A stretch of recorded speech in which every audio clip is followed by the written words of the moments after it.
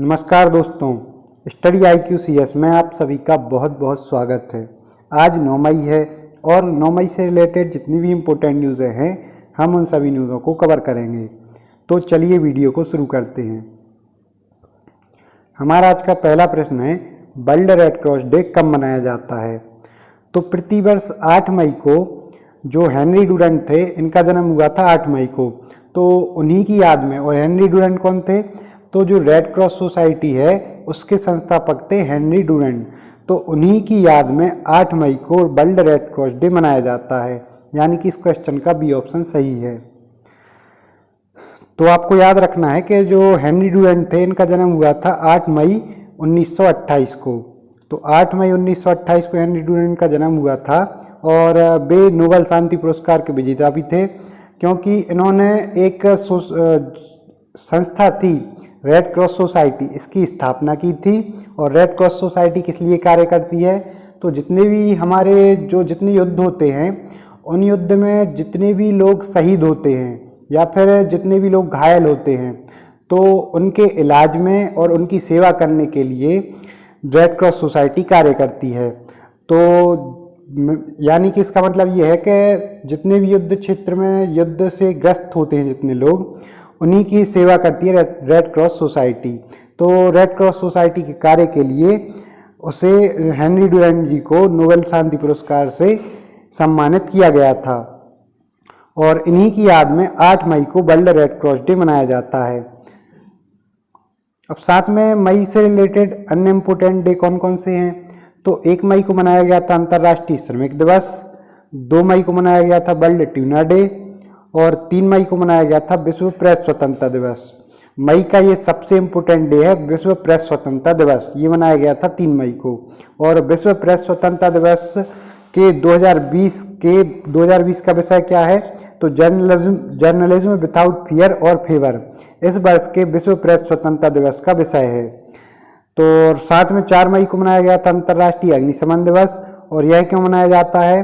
तो जो अग्निशमन कर्मचारी होते हैं जो आग बुझाते समय शहीद हो जाते हैं, उनको सम्मान देने के लिए और उनकी वीरता को सलाम करने के लिए 4 मई को अंतर्राष्ट्रीय अग्निशमन दिवस मनाया जाता है।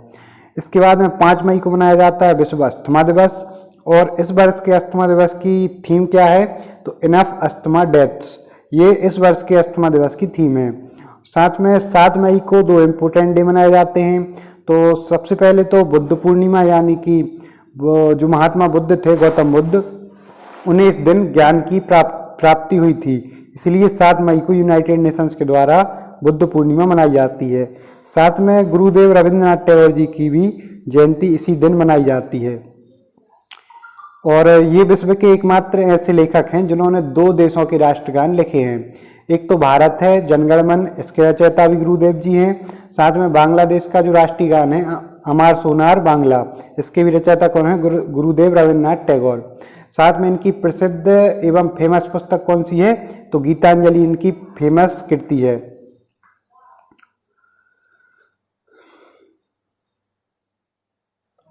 साथ में international committee of red cross के अध्यक्ष कौन है?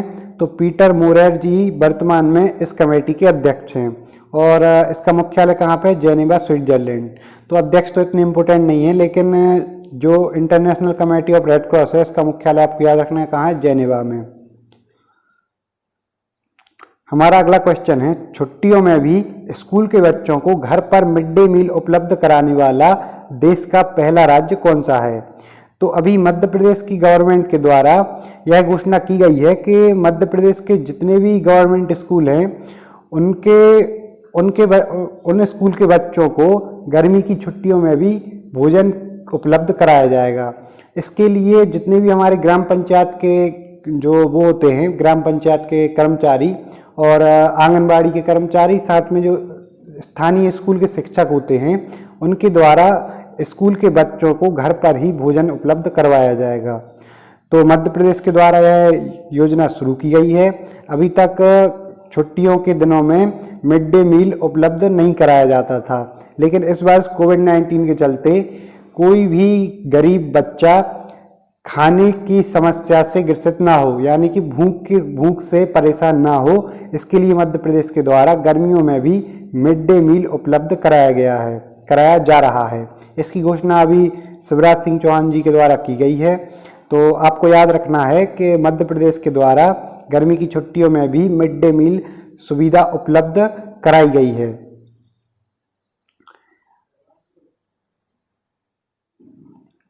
साथ में मध्य प्रदेश की कैपिटल है भोपाल और वर्तमान में सीएम कौन है? शिवराज सिंह चौहान जी।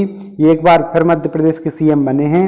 अभी इससे पहले कमलनाथ सरकार जी सीएम थे, लेकिन वो उनकी सरकार अभी गिर गई थी और अभी नए सीएम कौन बने हैं? शिवराज सिंह चौहान जी।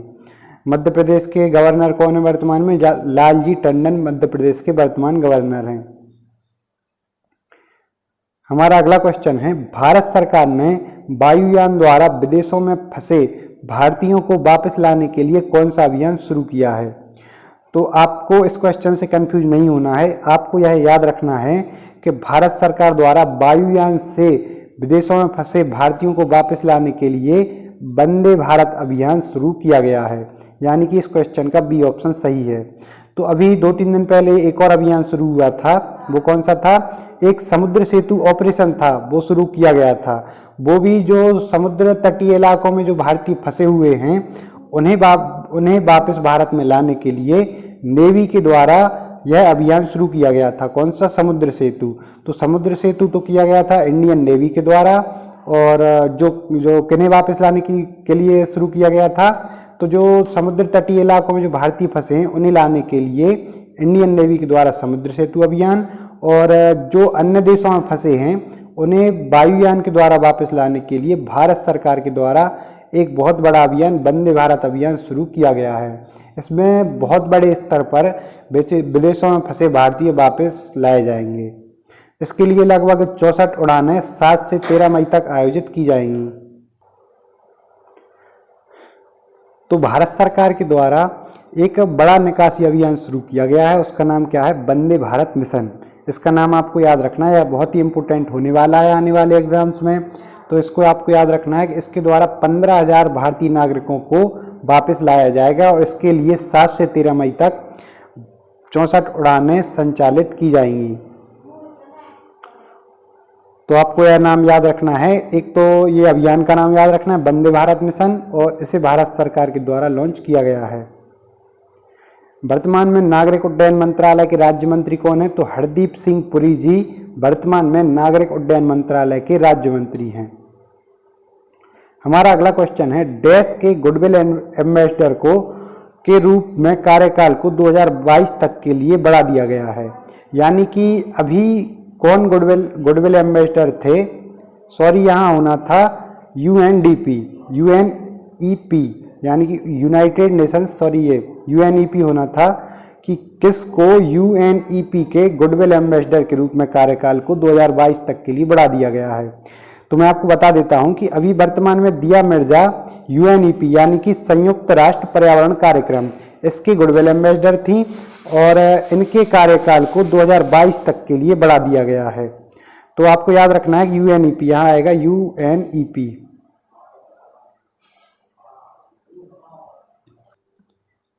तो आपको याद रखना है कि यूएनईपी के वर्तमान में गुडविल एम्बेसडर कौन थी?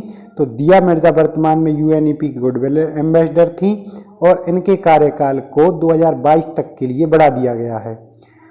तो वैसे तो किसी भी यूएनईपी गुडविल एम्बेसडर जो होता है उसका कार्यकाल 2 वर्ष का होता है, लेकिन अभी इनके कार्यकाल को 2 वर्ष के लिए बढ़ा दिया गया है। तो संयुक्त राष्ट्र पर्यावरण कार्यक्रम यानी कि यूनाइटेड नेशंस एनवायरनमेंट प्रोग्राम, ये जो यूएनईपी का फुल फॉर्म है, इसके द्वारा बॉलीवुड की जो फेमस अभिनेत्री हैं दिया मिर्जा जी, इन्हें भारत की जो यूएनईपी की गुडविल एम्बेसडर हैं, ये इनके कार्यकाल को 2022 तक के लिए बढ़ा दिया गया है।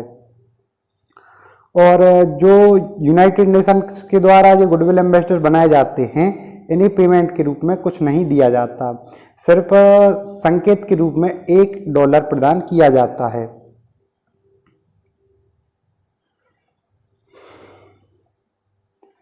साथ में जो यूएनईपी है इसका मुख्यालय कहाँ पे है? तो केन्या के शहर नैरोबी में इसका मुख्यालय है और वर्तमान में इसके कार्यकारी निदेशक कौन है? इंगर एंडरसन जी।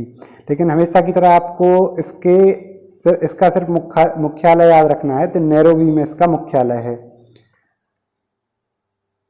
साथ में अभी संयुक्त राष्ट्र के द्वारा हर साल 8 और 9 मई को द्वितीय विश्व युद्ध के दौरान जान गंवाने वालों की स्मृति और उनको सम्मान देने के लिए 8 और 9 मई को चिन्हित किया जाता है। यानी कि विश्व युद्ध में जो शहीद हुए थे उनको सम्मान देने के लिए इस दिन एक प्रोग्राम आयोजित किया जाता है यूनाइटेड नेशंस के द्वारा।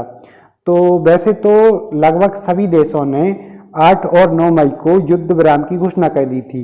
यानी कि जो जापान साइड के जितने भी देश थे उन्होंने आत्मसमर्पण कर दिया था, लेकिन सिर्फ जापान था जिसने आत्मसमर्पण नहीं किया था और वो अगस्त तक लड़ाई लड़ता रहा था।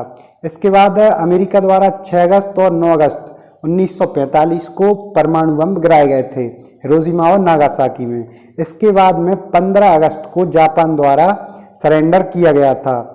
तो आधिकारिक दिन तो है 15 अगस्त 1945, लेकिन अधिकतर देशों द्वारा 8 और 9 मई को युद्ध विराम की घोषणा की गई थी। इसीलिए 8 और 9 मई को आधिकारिक दिन माना जाता है किसका? युद्ध विराम का, द्वितीय विश्व युद्ध के। 1939 से 1945 तक द्वितीय विश्व युद्ध चला था और अमेरिका द्वारा परमाणु बम गिराए जाने के बाद इसका अंत हुआ था। इसमें बहुत सारे लोग, मिलियनों में लोग मरे थे। खैर छोड़िए, अभी इसकी 75वीं वर्षगांठ मनाई गई है। तो आपको याद रखना है कि 8 और 9 मई को द्वितीय विश्व युद्ध के युद्ध विराम का दिवस मनाया जाता है और यह जो शहीद हुए थे उस विश्व युद्ध में उनको सम्मान देने के लिए यह दिवस मनाया जाता है। हमारा अगला क्वेश्चन है, हाल ही में चीन के द्वारा चांद पर लैंडिंग के तहत एक रॉकेट लॉन्च किया गया है, उसका नाम क्या है? तो अभी चीन के द्वारा एक रॉकेट लॉन्च किया गया है, उसका नाम है लॉन्ग मार्च बी। तो यह रॉकेट चीन के द्वारा लॉन्च किया गया है और चीन के द्वारा अंतरिक्ष में चांद पर यात्रियों को ले जाने के लिए एक मिशन शुरू किया गया है। उसी के तहत एक इन्होंने रॉकेट लॉन्च किया है जो अंतरिक्ष में अपनी कक्षा में पहुंच गया है। तो आपको इसका नाम याद रखना है लॉन्ग मार्च बी, लॉन्ग मार्च 5B।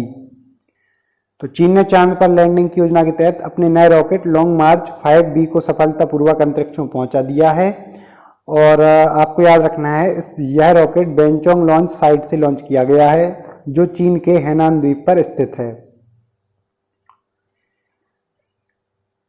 और इसकी तुलना किससे की जा रही है? तो नासा का एक विशाल अंतरिक्ष ओरियन कैप्सूल से इसकी तुलना की जा रही है। साथ में चीन की कैपिटल क्या है? तो चीन की कैपिटल है बीजिंग और चीन में मुद्रा क्या चलती है? रेनमिनबी। और चीन के राष्ट्रपति कौन है? Xi Jinping. और कई बार लोगों के मन में यह शंका होती है कि चीन की मुद्रा कहीं पर रेनमिनबी देखने को मिलती है और कहीं पर येन देखने को मिलती है। तो आपको कंफ्यूज नहीं होना है, ये चीन की मुद्रा के ही रूप हैं, रेनमिनबी और येन। जैसे कि भारत में मुद्रा के 2 से अधिक रूप भी देखने को मिलते हैं, रुपए, पैसे और कई रूप देखने को मिलते हैं। ऐसे ही चीन की मुद्रा के 2 रूप कौन कौन से हैं? रेनमिनबी और येन। जैसे अपने यहाँ ज़्यादातर रुपया चलन में आता है, वैसे ही चीन में कौन सी ज़्यादा चलन में है? तो रेनमिनबी ज़्यादा चलन में है। तो आपको यही मुद्रा का नाम याद रखना है। साथ में चीन के राष्ट्रपति कौन है? Xi Jinping. और आपको मैं इससे एक और इम्पोर्टेंट, हमारा अगला क्वेश्चन है, किस देश के द्वारा मुद्रास्फीति से निपटने के लिए करेंसी बदलने का निर्णय लिया गया है? तो अभी ईरान ने मुद्रास्फीति से निपटने के लिए करेंसी बदलने का निर्णय लिया है। तो अभी वर्तमान में ईरान की जो करेंसी थी वो क्या थी? रियाल। तो अभी रियाल को तोमान से बदलने का निर्णय लिया गया है। तो अभी ईरान की जो करेंसी थी उसका मूल्य बहुत ज़्यादा गिर गया था और अभी पिछले 1-2 साल से ईरान की जनता द्वारा इसका विरोध प्रदर्शन किया जा रहा था। इसके चलते ईरान ने अपनी करेंसी को बदलकर तोमान से बदल दिया है। तो अब ईरान की करेंसी क्या होगी? तोमान। पहले इसकी करेंसी क्या थी? रियाल। तो आपको अब कंफ्यूज नहीं होना है। अब अगर क्वेश्चन आए कि ईरान की करेंसी क्या है तो उसका नाम आप क्या बोलेंगे? तोमान। और एक तोमान बराबर 10,000 रियाल्स, यानी कि बहुत ही ज़्यादा रियाल्स होती नहीं है एक तोमान में। यानी कि अभी रियाल की जो करेंसी है उसका मूल्य बढ़ जाएगा। हमारा अगला क्वेश्चन है, डैश प्रदेश की सरकार के द्वारा सेवानिवृत्ति की आयु को 58 से बढ़ाकर 59 वर्ष कर दिया गया है। तो अभी तमिलनाडु की गवर्नमेंट के द्वारा सेवानिवृत्ति की आयु को 58 से बढ़ाकर 59 वर्ष कर दिया गया है, यानी इस क्वेश्चन का डी ऑप्शन सही है। यानी अब जितने भी जो गवर्नमेंट के कर्मचारी हैं तमिलनाडु में, उनका कार्यकाल 1 वर्ष बढ़ गया है।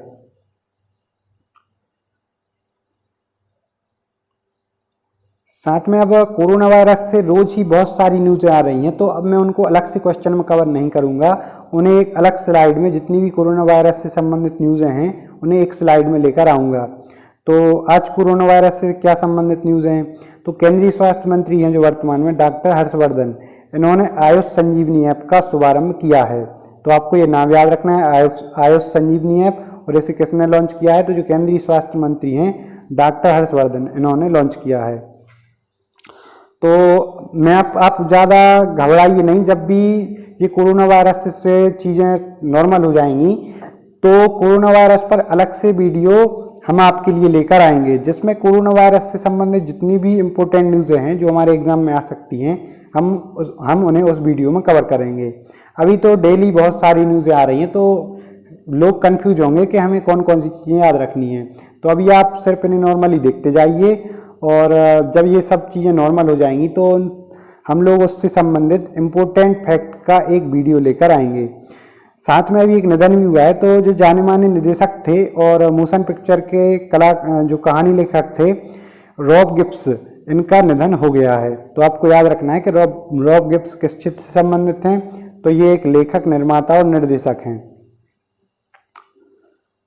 और कोरोना वायरस और एक और बुरी खबर विशाखापट्टनम से सामने आई थी कि वहाँ एक पावर प्लांट में गैस रिस रही थी, जिसके कारण लगभग 5 गांव में परेशानी का सामना करना पड़ा है और वहाँ के जानवर तक मर रहे हैं।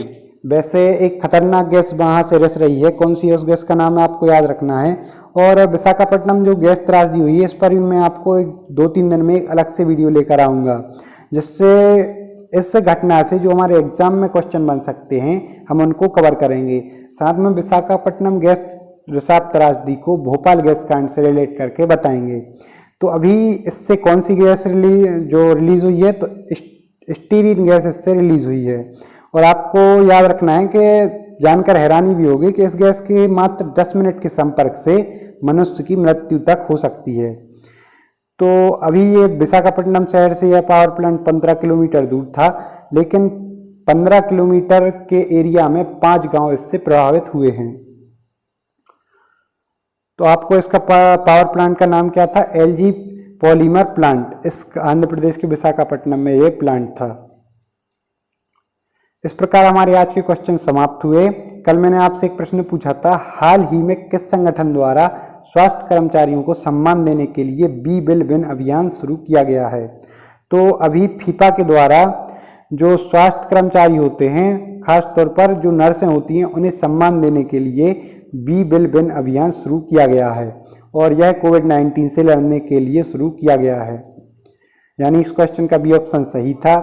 अभी आप लोगों को कमेंट बहुत कम आ रहे हैं, तो मैं आपसे रोज एक निवेदन करता हूं और आज फिर कर रहा हूं कि आप लोग ज़्यादा से ज़्यादा कमेंट करें, जिससे हम लोगों को भी थोड़ा सपोर्ट मिलेगा, हम लोगों को भी अच्छा लगेगा और हम लोगों में भी एनर्जी आएगी, जिससे हम आपको और अच्छा करने का प्रयास करेंगे।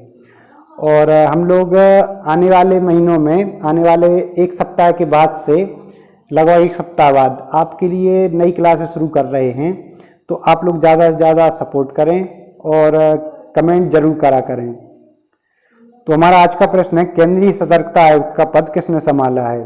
तो आपको नीचे 4 ऑप्शन दिए गए हैं, सही आंसर आप कमेंट बॉक्स में लिखें और इससे संबंधित जितनी भी आपको जानकारी है वो भी आप कमेंट बॉक्स में लिखें। वीडियो देखने के लिए आप लोगों का बहुत बहुत धन्यवाद।